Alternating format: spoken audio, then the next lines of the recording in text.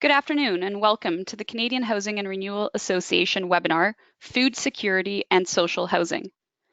I'm Dominika Krzeminska, Director of Programs and Strategic Initiatives at CHRA, and I'll be your host for today's webinar. Thank you all for joining us. Before we begin, I'd like to give a brief overview of the webinar technology.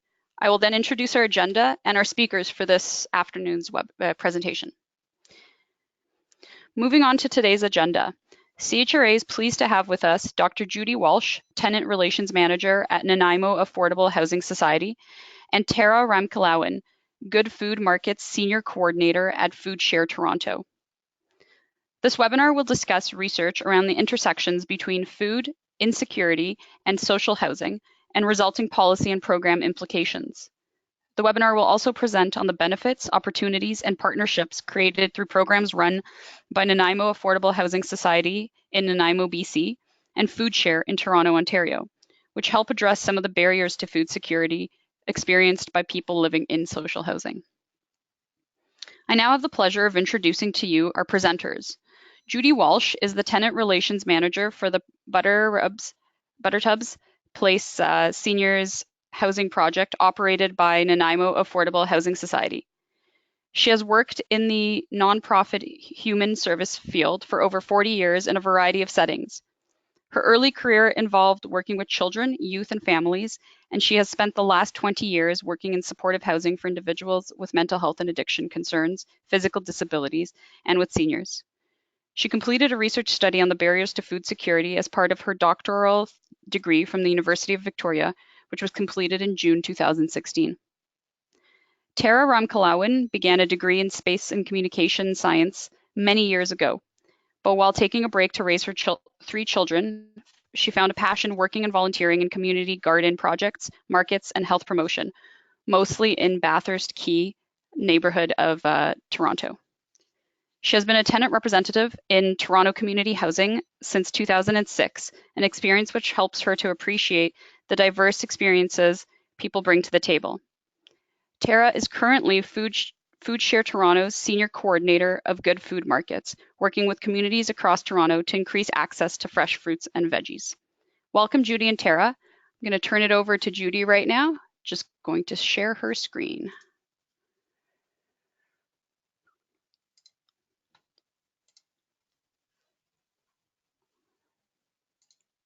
And let me just take you off mute, Judy. There you go. It's on to you, Judy. Okay, thank you. Good morning or afternoon, everyone. I'm in British Columbia, so it's morning for me. I conducted a case study to identify barriers to food security for tenants in supported housing.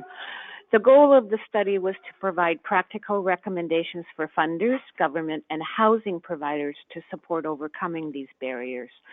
I also conducted a literature review to identify any gaps in research on food security integration into supported housing. Viewing food security through a housing lens necessitates the inclusion of food insecurity measures into routine supported housing surveys and evaluations. While a connection to poor health is well established in the literature, there is comparatively less research on the psychological and social issues of food insecurity. Some of the identified gaps are the lack of information on research on the frequency, duration, and severity of food security for tenants, the health implications of chronic mild food insecurity versus the barriers to food security, and how accurately household food security measures reflect the actual experience for tenants. My belief is that there is no single or right way to achieve successful food security within supported housing. The needs of the housing providers are as diverse as the tenants.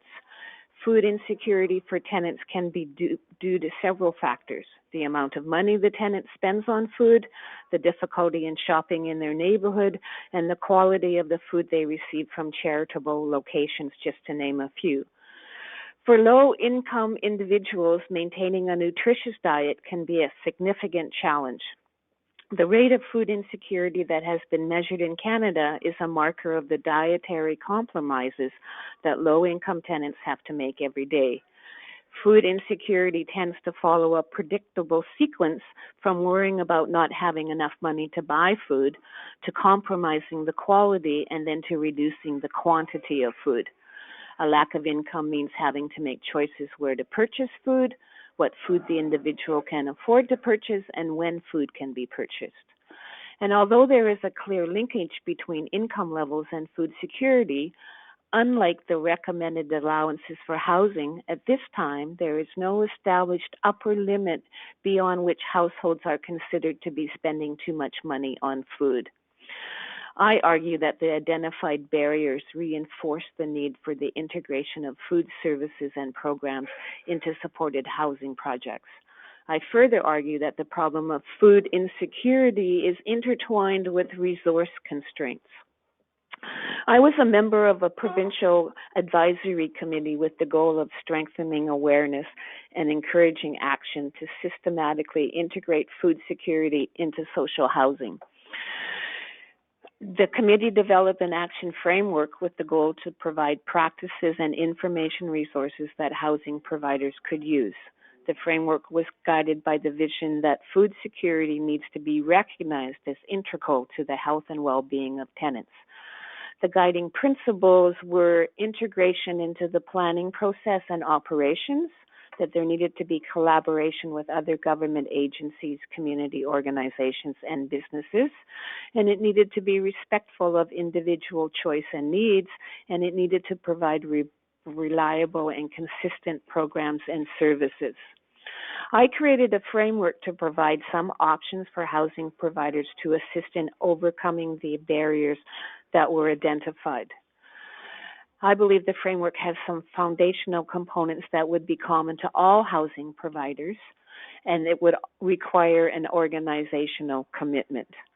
Organizational commitment will require organizations to include food security in the organization's vision, mission, and/or key strategic objectives and initiatives, and that it needs to dedicate resources and mechanisms to improve food security, and that it needs to have an articulate strategy for addressing food security.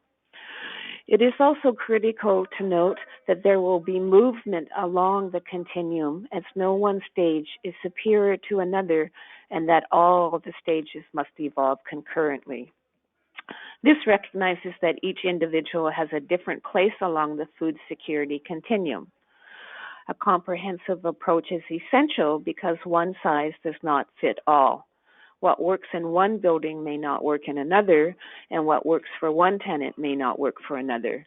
Therefore, programs need to be customized to each building, and a broad spectrum of resources needs to be offered to accommodate the individual tenants in each building.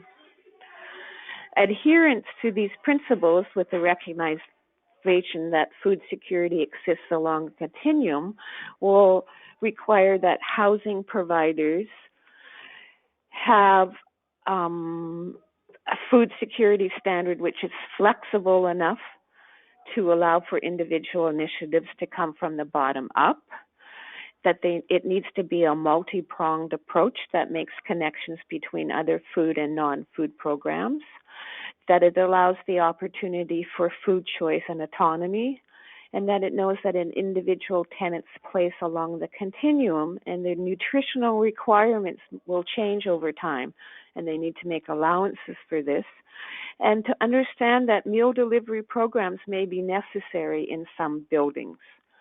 The three barriers that I identified were accessibility, affordability, and availability. So going back to my table, if we take a look at the stage one, which is short-term relief, and we look at affordability, then meal provision becomes one of the things that can be done. And for us, meal provision means that some tenants need a direct connection to nutritionally prepared meals. One of the ways that housing providers can make this connection is through a meal provision and or cooking programs. And there are several different ways in which meals can be provided for housing operators. Meals could be delivered by an external organization. They could be made off-site by staff and delivered to the tenants of the buildings, or they could be made on-site by staff and or tenants. Another one that could be done is what we call in-house cooking programs. So they could provide tenants with the practical skill development in the areas of nutritious meal planning, preparation, and shopping resources. Such a program could be designed to address the unique needs of each tenant, being consistent with the individual's cultural norms and values. All the sessions could offer meal planning ideas for breakfast, lunch, and dinner, and provide skill building, specialization for microwaves, as well as recipe preparation using ingredients that have been obtained at the food bank, the soup kitchen, and or food hampers, as well as discount grocery and department stores. One of our programs provides one meal a day to tenants, and leftovers are now packaged and sold to tenants in our other projects.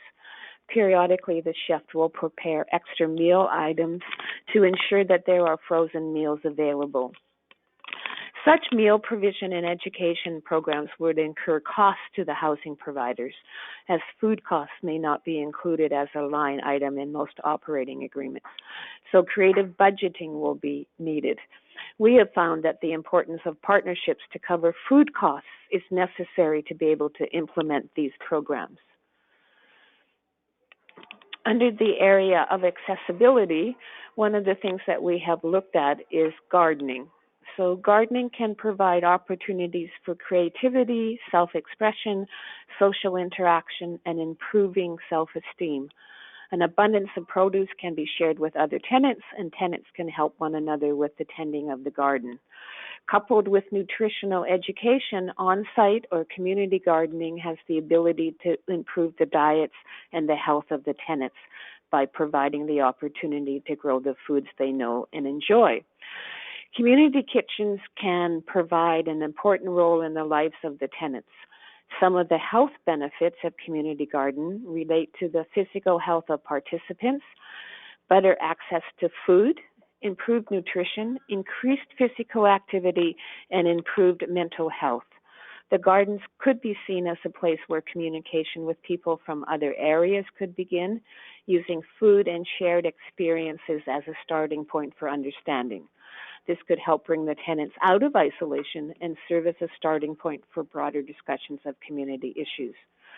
A community garden essentially involves a piece of land or space, a rooftop, for example, where people come together to share a role in the maintenance and operation of the gardens. There are many different types of community gardens. In Nanaimo, we have some plots on our project sites that are individually assigned to tenants for their own personal use, or the whole garden is used collectively for a broader purpose. We also have tenants involved with city community gardens where the same kind of situation happens. We also have our tenants now involved in community kitchens, which can be organized in each housing project to provide an opportunity for tenants to prepare meals that can be eaten together or that can be taken home for later consumption. So community kitchens have the potential to adapt to the individual needs of the tenants in the project. Programs can range in focus from cooking skills and preparation to the social aspects and support networks. These programs would require a communal kitchen space, kitchen amenities, food and staff, and of course food safety and nutrition knowledge. For some housing project tenants, full-time staff coordination and flexible participation would be needed. This would allow tenants to participate when they can and in whatever way they can. For some tenants, that means cleaning up instead of cooking, and some days it just means eating. The purpose of any bulk buying club is to provide nutritious food at a lower cost for the tenants. Tenants can pool resources to purchase bulk food at reduced prices, and some staff involvement would be necessary. There are three common types of bulk buying programs: good food boxes, food cooperatives, and bulk buying clubs. A bulk buying club would be tenants with similar food preferences who come together to buy food in bulk. Traditionally, all participants of a bulk buying club are involved in the planning, shopping, sorting, and delivering of food. These clubs would enable individuals to work within a group of people to get more for their food dollars. An in-house store could help improve food security for the tenants by increasing physical and economic access to adequate amounts of food. An on-site store is a smaller, more affordable alternative to grocery stores or a farmer's market. It can provide more variety and be more affordable for some tenants than a bulk buying club. Tenants can buy what they want in a quantity that they need. For example, a large can of coffee could be purchased and then packaged into smaller containers that the tenant could purchase. This, of course, would require staff involvement, but hopefully with tenant input. Good food boxes is another example of the food distribution role that nonprofit housings could undertake. A good food box program in a supported housing project could provide a variety of fresh produce at affordable prices. The housing provider could also offer a cooking out of the box cooking program using the ingredients from the box, or supporting tenants to become connected to community good food boxes. For me, availability also includes the fact that we need to have tenants who have vehicles who could be involved in carpooling to take other tenants to stores for shopping purposes. Or if the organization has a vehicle, then that vehicle could be used for regular shopping trips. We call them shop and drop. So we take our tenants to the grocery stores, we drop them off, we pick them up later and help them carry their produce home. We also have what's called buddy shopping. So we have a tenant that has a vehicle who will take other people's shopping lists and go and do shopping for them, or they will take one other tenant with them who have multiple shopping lists and provide shopping services for tenants who can't get out to do that. And our meal provision program, as I is done once a day. We have in-house cooking classes. We do on-site gardening. We have community gardening. We do bulk buying. We do good food boxes. We also have what's called edible landscaping. Edible landscaping provides the tenants with a free and potentially abundant source of healthy, fresh produce. My definition of edible landscaping is the utilization of food-producing plants, trees, and vines in place of traditional landscaping. Edible landscaping for supported housing projects, existing ones, would mean replacing plants that are strictly ornamental with plants that could produce food. For some housing providers, this could be done with long-term planning using replacement reserves under existing operating agreements. For any new build housing projects, the potential for edible landscaping can prove to be more economic than ornamental landscaping. Another thing that we are working on is the development of partnerships. So I define a partnership as a relationship where two or more parties having common and compatible goals agree to work together for a purpose. Partnerships with other community agencies, other nonprofit organizations, and the businesses in the community can help support food insecurity initiatives for tenants. So some of the suggestions are stores and distributors can offer discounts or donations of food, materials, and space. Regional nutritionists and or community rehabilitation workers can provide expert knowledge about healthy food and nutrition. Churches, service groups, and nonprofit organizations can offer resources, guidance, donations, transportation, and networking opportunities. My strategies for policy is that there needs to be an integrated approach for tenants in supported housing. The dominant approach in health promotion has been to focus mainly on education and behavior change to influence healthy eating habits. But this is often in the absence of any coherent policy framework that strives to make healthy choices easy or even possible. Such public health initiative measures success based on individual human health outcomes, but neglect the root causes of poverty and income inequality. I argue that this individualizing approach shifts the responsibility for health provision away from provincial and federal governments and onto organizations or individuals. I argue that current public policy lacks a holistic perspective, and in order to address food security adequately, it is necessary to produce an integrated long term strategy that links all the determinants of health. In this way, we would have a result where health in all policies would be an integrated approach. Thank you. Judy, that was an excellent presentation. Thank you very much. We do have some questions that are coming up, but I'm going to hold them till the very end, till after Tara's presentation. So again, thank you, Judy, and we'll come back to you shortly. Okay, great. I'd like to thank everybody for attending. I hear the turnout is really good today.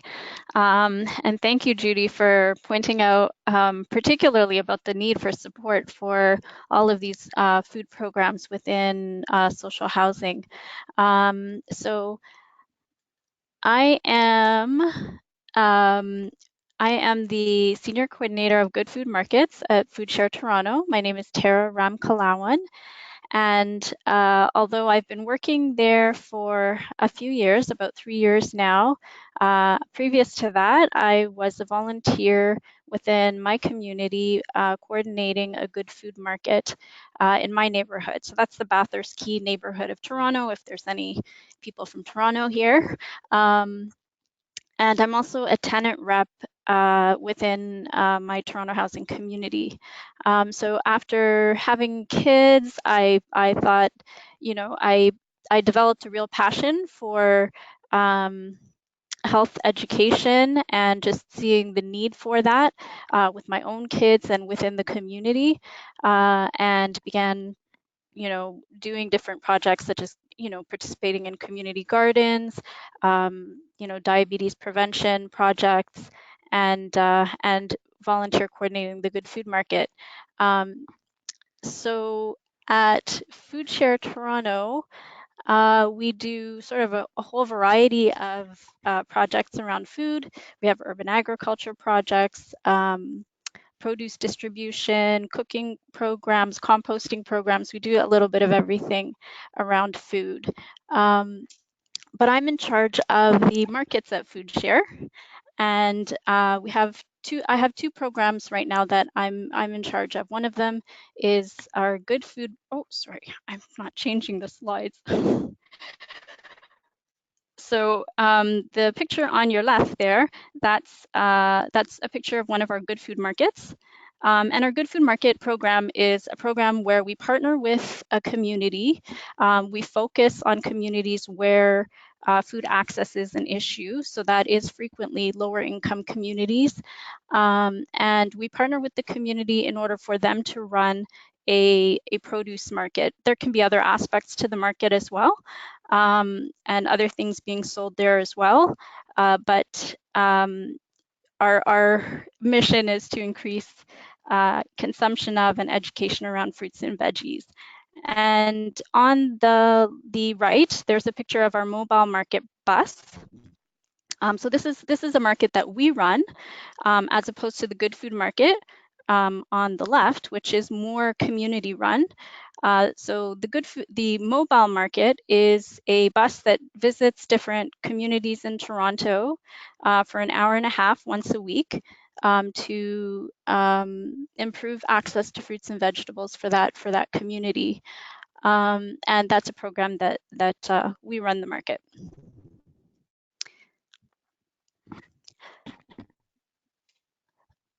So in terms of around social housing and food access, a lot of the challenges are various, as Judy mentioned, and some of them can be distance to the grocery store. Some of them can be physical disabilities. For example, I had a lady come through my market this week, and sometimes you don't see the challenges that people have, and you don't realize why they would have challenges to accessing food. But at the end of the market, she bought her food and she said, "I always buy my fruits and veggies here. I have a bad back. Thank you so much for doing this every week." And she's someone that, when you look at her, you may not even think that she has that challenge.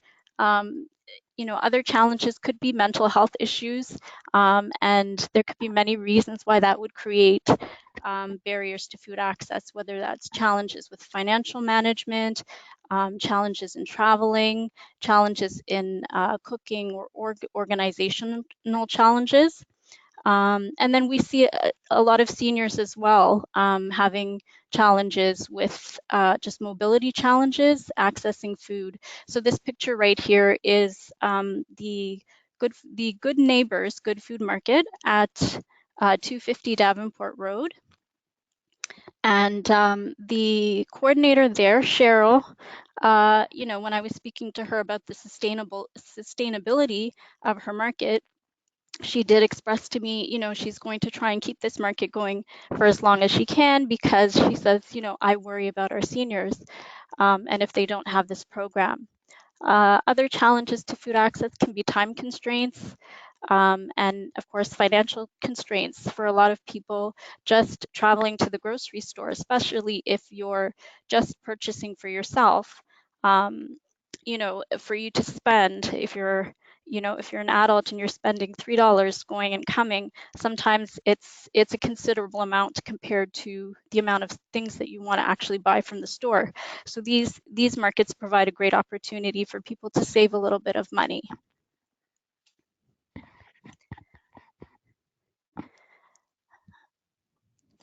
And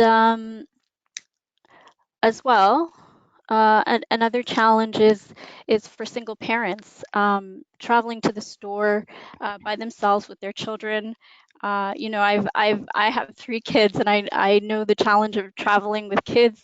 If it's kids in winter on the TTC, and then on top of that, the money that you're spending to travel. And frequently parents will try to make do with what they have, try and stretch what they have in their fridge.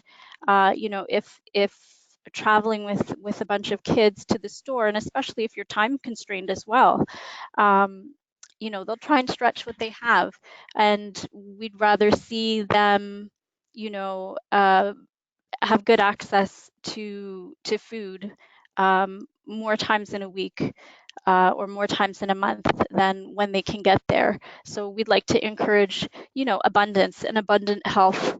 And this is a demographic that we really want to see coming out to our markets as well. The health of our kids is the health of the human race, and if we don't protect and build that, it will deteriorate in successive generations. And a lot of kids are struggling with chronic health problems at earlier and earlier ages. And markets are a place where we can learn to celebrate food as families and as communities.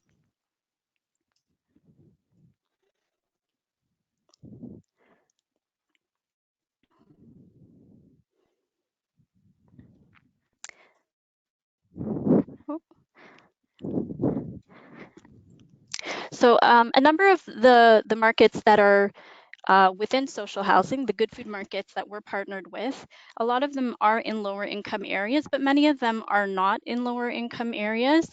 For example, the market that I showed you just a couple slides ago at 250 Davenport Road. So this is a map of the area. If you're familiar with Toronto, you might know the area. If you're not familiar with Toronto, 250 Davenport is within an area that's rather upscale. There are a lot of lawyers' offices, architects' offices, a lot of very upscale restaurants. There's spas in the area. It's a very well-to-do area, and 250 Davenport is a huge housing building that sits in the middle of it there. And you might think they're not wanting for services. Like there's a lot of services in the area, but the services don't always meet the needs of those people in the area. They're not services frequently that they can use due to their financial constraints, and that includes food as well. So a lot of residents have to travel out of the area for necessities and as well for culturally relevant foods for themselves. So at that particular Good Food Market at 250 Davenport, volunteers, for example, traveled out of the area to purchase things like particular spices they wanted or particular breads and bring them back to their Good Food Market in order to sell to the community. And this was a very appreciated service.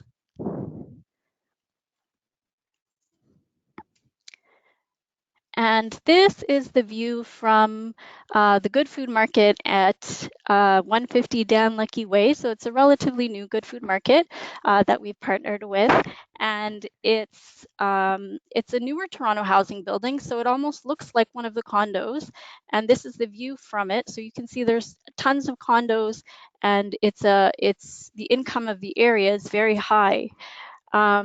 And just like the market at 250 Davenport, there are not always places to shop nearby that are accessible, even though there are lots of places to shop. So there's, for example, a Sobeys right down the street, but a lot of people from 150 Dan Lucky Way would never shop there. But these locations do actually provide very interesting opportunities for good food markets. Good food markets in mixed income neighborhoods encourage residents from different buildings to come together, to work together, to interact and to build programs together. And it also helps to create a market that's non-stigmatizing. So we encourage our good food markets to be open to everyone and to serve everyone. So, it's an opportunity to have different products at the market because different people from different income levels are coming into the market. And it just creates more variety for everyone to access.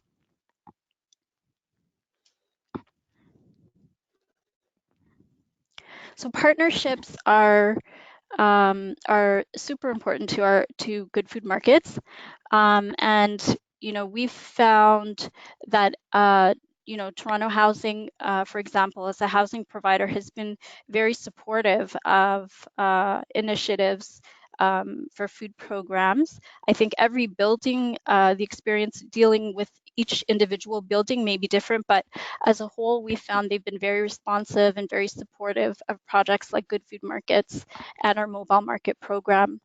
And this is very important because even just finding space to run these programs can be a challenge.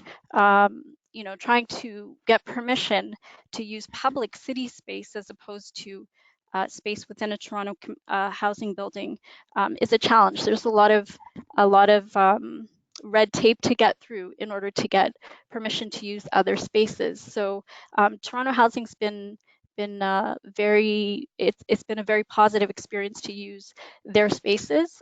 They've also provided trainings for some communities in order to support their market programs.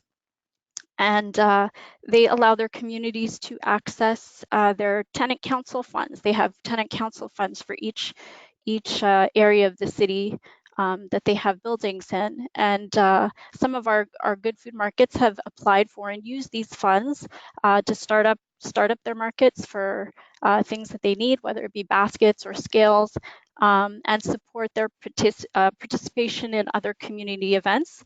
For example, asking Toronto Housing to sponsor, pay for the fruits and veggies if they want to do juicing at an event to promote their market.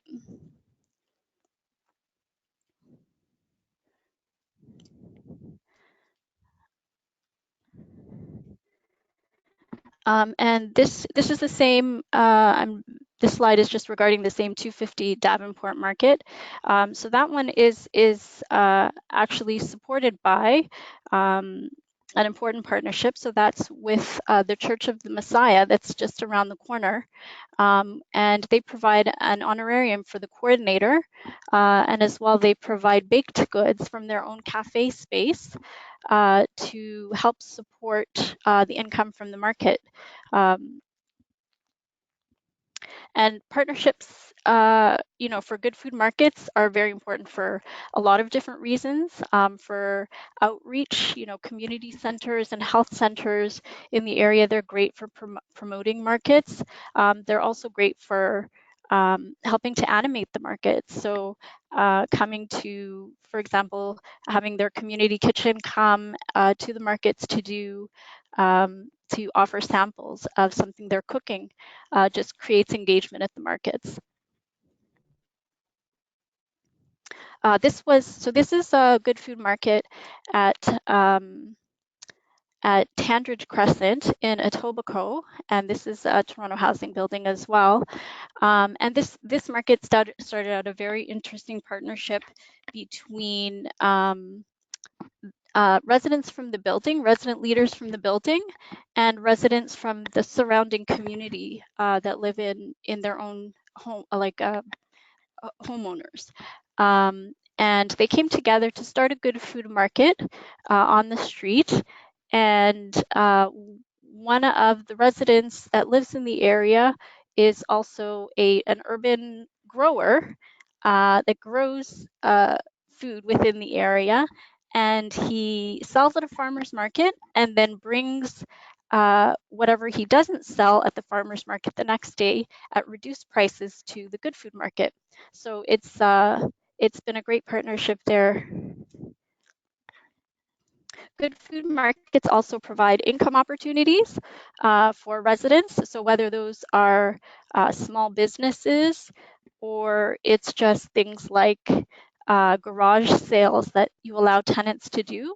Wherever you can bring people together, there's an opportunity for for people to sell a little bit of something, and that's a great way for people on a very tight budget to make a little bit more each week to support their own needs. So this picture is from I think this is as well the 250 Davenport market, and they had a vendor that was a jewelry seller. This was the flyer for the Dan Lucky Way Good Food Market that just happened recently in March. And you can see they have vendors selling sausages, vendors selling jerk sauces, fresh baked goods. So it provides opportunities for residents in the area. And this is actually a picture at the good food market I coordinate. And we had a neighborhood chef cook soups every week, a different soup every week. And people loved it. It added such a nice warm aspect to the market. And he made a little money off it. We've also had garage sales where residents are able to just have a table and sell things that they don't need. Oh, sorry, I didn't change the slides. So this is the flyer from the Dan Lucky Market, and that's my market. That's not the chef. That's his son and a friend. And another opportunity that good food markets provide is around food education. And we encourage our good food markets to kind of have multiple benefits. So, around social engagement, but also around food education. This is a huge piece to our markets. Markets are able to partner with, community centers to do food demos or other agencies or call in. For example, we've had Toronto Public Health dietitians occasionally come to talk to residents that come through good food markets or provide sample recipes with with tastings at the market. And food education is so huge. I had a lady come through my Good Food Market one time, and she pulled me aside and she said, you know, she was a middle-aged woman. She had just gone through cancer therapy, and she admitted to growing up in foster care and not learning the good food skills that she needed, and that she was at this point in her life now struggling to try and get these skills. So wherever we can provide that education around our markets is great. So, you know, we're able to provide recipes. Here we have in this picture a lady doing juicing and talking about the benefits of juicing. And you can see the little girl in the back enjoying her juice. And this picture just shows, you know, different kinds of information that we can share to increase food education. So planning healthy meals, you know, what to do when you're low on money, how to you know, make the food stretch, how to store vegetables, you know, and the kind of food education we can do is really endless. So social isolation is also a huge can be a huge issue in social housing, and I really think that good food markets provide a great opportunity to bring people out. Everybody needs to eat.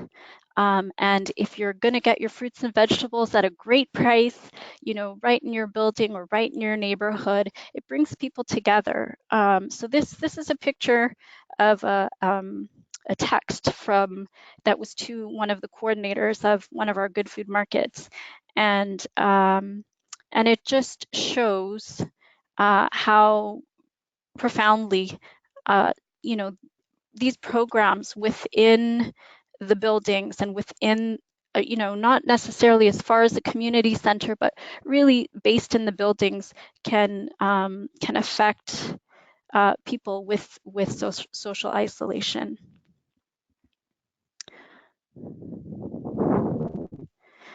So the good food market, you know, as it's community run as well, it has the ability to be very flexible and respond to needs in a different way than other programs, I feel. You know, the people who are running the market, they know intimately sometimes, you know, the residents of their building, you know, they know the families, they know who has challenges, and they can often respond to that. So this is a picture just of a woman's hand who got her nails painted, and this was done at one of our good food markets. So it was a way to outreach to seniors and have them come and feel treated and feel special. They got so they had a free nail painting service there at the good food market. And so what the coordinator expressed to me was that, you know, people who you know, that got their nails painted just really felt special, and it was a great addition to the market. So the markets provide a lot of opportunities for us to create vibrant spaces within the community. And, you know, in some communities, you know, tenant engagement can be a real challenge. And, you know, sometimes communities don't get together until, you know, something serious happens in the community, such as a violent incident. And then that's when people come together.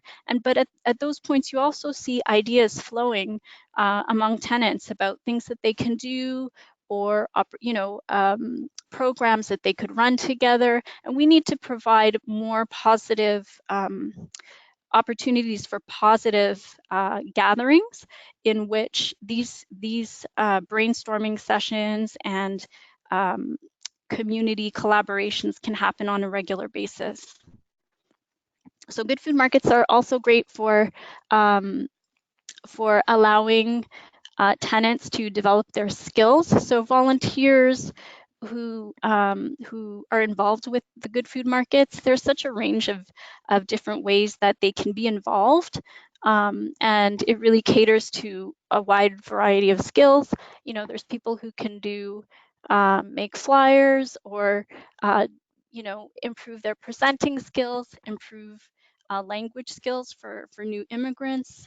improve interpersonal skills, support the market by assisting with financial management and developing those skills, event planning, conflict management. So this is a picture of one of our mobile market sites, and this is one of our volunteers that was there, and she afterward got a job with us at FoodShare.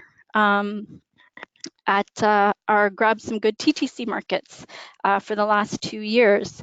So she was one of, I don't know if anyone's seen those, the last 2 years, visited any of the markets that were on the TTC, at the TTC subway stations, but she was one of the staff who ran it, and she started as a volunteer. So yeah, opportunities are at every level.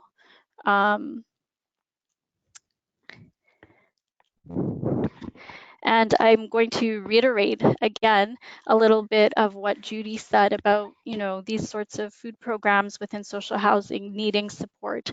So I can express, for example, my own Good Food Market, which has been running for years. We could not run it if it was not for one of our volunteers who is on ODSP, and she's grandfathered under an old rule that allows her to receive $100 per month due to her volunteering. And because this is an old rule, people who come in now and are volunteering with us from our own community, they won't receive that. But she does, and without her, I don't think our market could run. So the amount of time that she is able and willing to put in provides incredible support from our market. So we need to see more government support for community food programs like community kitchens, markets, and gardens that often run off the leadership of one passionate individual in the community, but they disappear if that person is no longer there. So government support is very important. Housing provider support is very important, and neighboring agencies, their support is super important as well. The sustainability of these good food markets, especially ones that are just run by residents alone without agency support, it falters. So we need to see some more support for these services within the community that are so valued. I spoke on a panel in City Hall 2 Mondays ago. The city is currently seeking input. The City of Toronto is currently seeking input from residents for their next poverty reduction strategy. And now is a great time for people to give input to the city because they're seeking residents' input. So I would encourage people to, contact your city councillor or the city's poverty reduction office to give them feedback about the needs of communities as regards to food access or community food programs.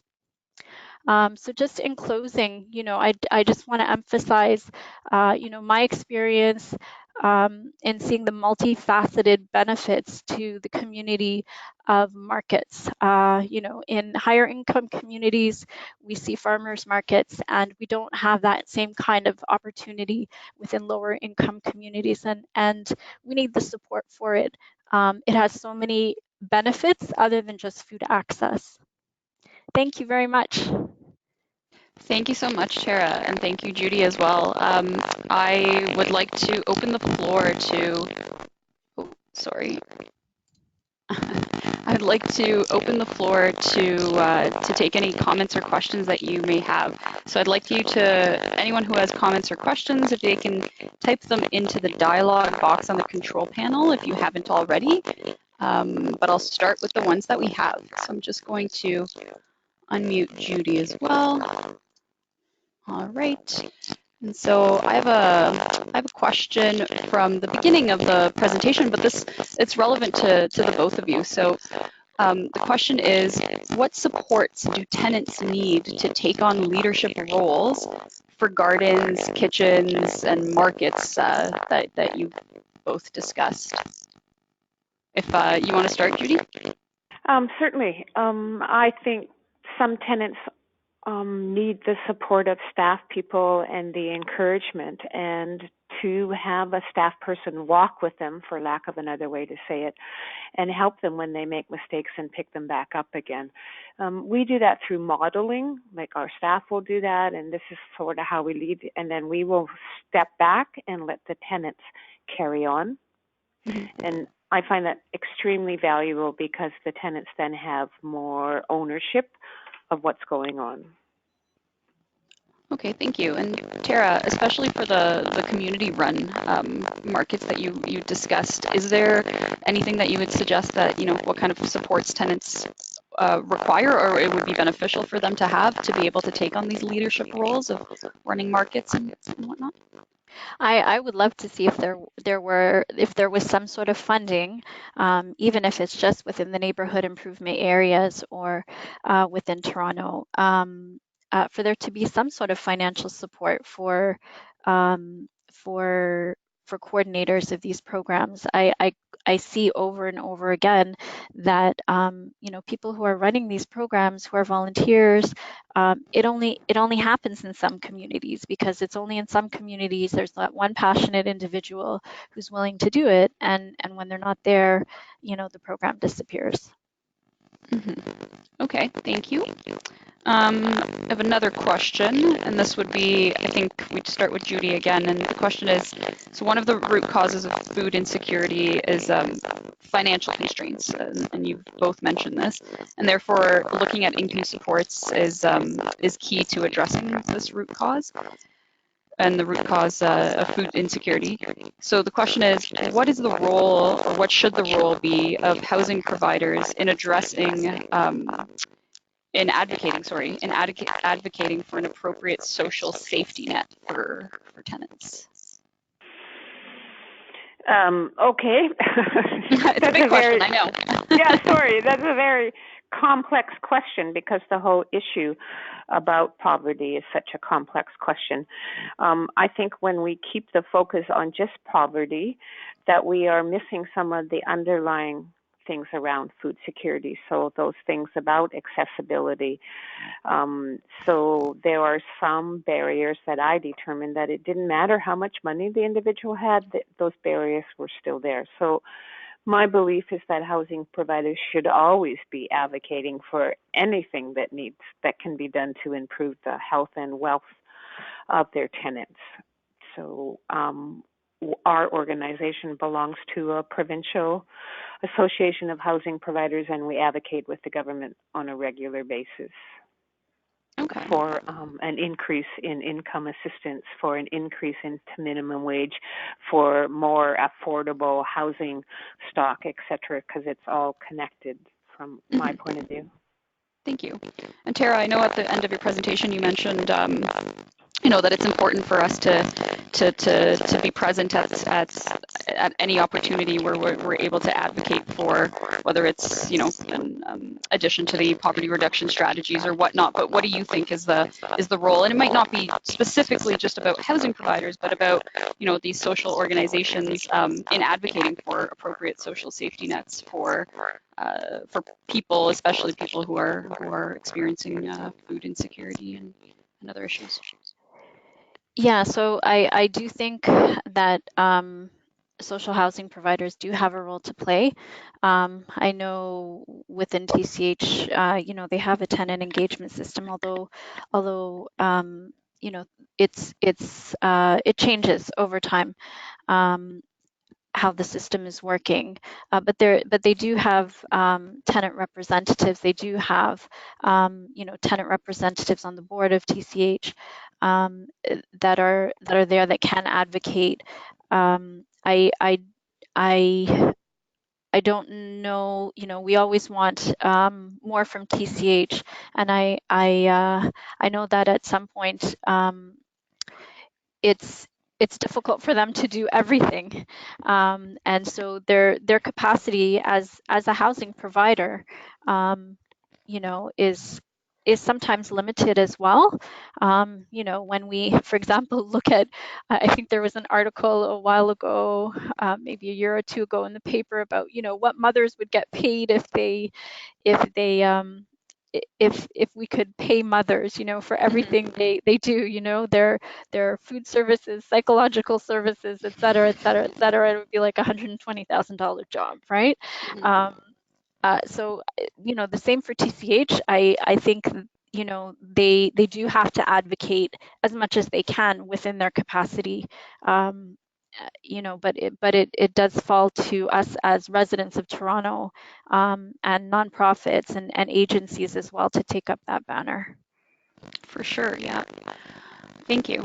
I don't see any other questions coming in right now. I'm not sure if either of you have any last comments.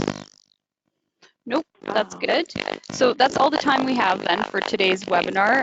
I'd like to thank, many thanks from all of us here at CHRA to Judy and Tara. Thank you for taking the time to present today, to present on such an important topic. And thank you also to our audience for listening and for participating. I'd like to also say, please don't forget to register for CHRA's 50th Annual Congress taking place here in Ottawa, Ontario from April 24th to the 26th. And there's a lot more information that can be found on our conference and on the CHRA website. Today's presentation will also be made available on our website in the next few days, so please check back soon. Thank you and bye for now. Bye. Bye-bye.